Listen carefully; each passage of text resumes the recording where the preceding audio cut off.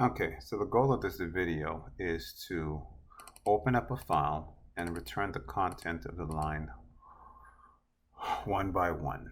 So this code does that. I will copy this code here. Let's go to my exam repository. It's just a file. I'll do a Control-V, save it. Now the only thing that's different here is that the name of this file here. So we're going to do 10 data.json. Save it. And let's run this code just to see if it works. I'm going to let's see, open terminal. I'll do a cmd echo off to get rid of the prompt. Let's do node, and this is called exam repository. And notice that it's running this code. It's actually running this file right here that has 10 lines of data.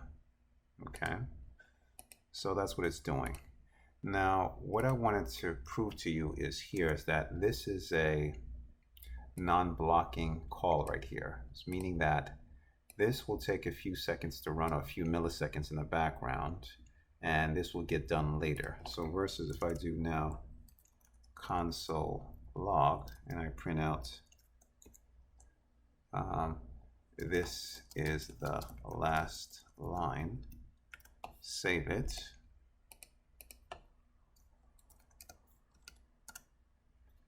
Notice where this is the last line is being executed right there, even though I have it here.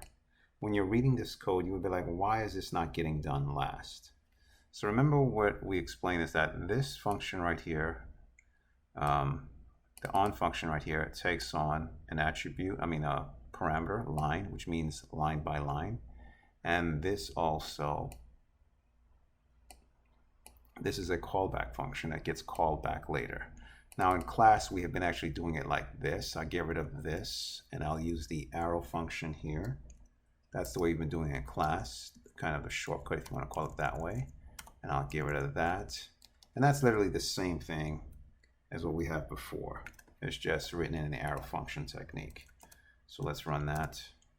Still runs the exact same way, no difference. Okay.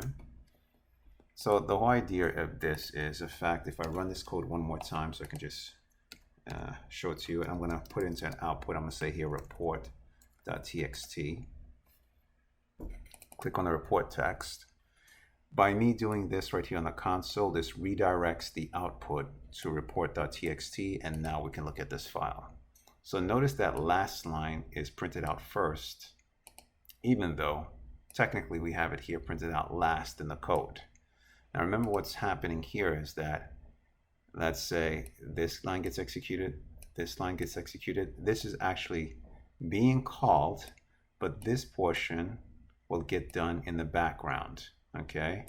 This is the callback function, and it's gonna, again, this could take a few seconds to run. So what node.js does is says, hey, you can continue with your work, and once we are finished, we will run this piece of code here. So this is an example of a callback, okay? Now, next example, we're going to use this to see if we can do some work with it or play around with it. All right, so I'm going to stop here, stop this code right now, and we're going to do more with it in the next